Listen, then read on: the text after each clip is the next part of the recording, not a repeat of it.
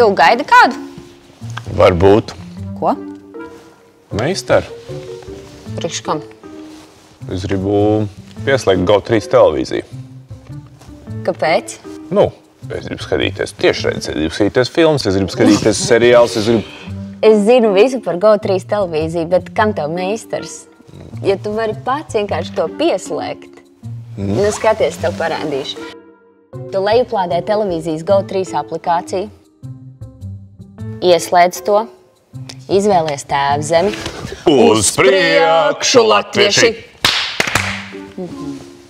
Un tad reģistrējies ar saviem datiem. Tev jāievada e-pasts vai telefona numurs, parole un to tu nevienam nesaki. Arī tev ne? Nu, man pasaki labāk, bet citam gan nevienam nesaki. Ir vēl daži vienkārši veidi ar datoru un telefonu. Skaties.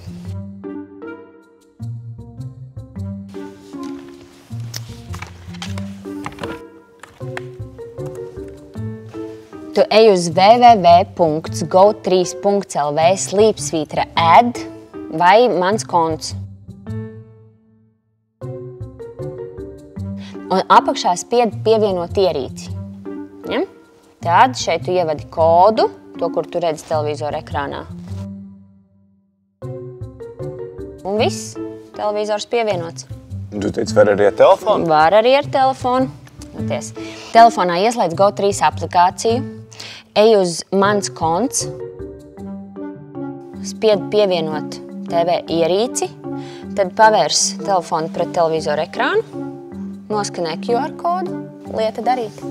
Ok, Rūta.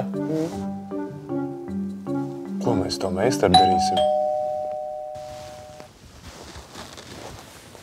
Domā, aizgāja jau. Varbūt kādu stundiņu pagaidīsim aizies. Es klusām uzslēgšu teļu ar subtitriem, lai interesantāk gaidītu.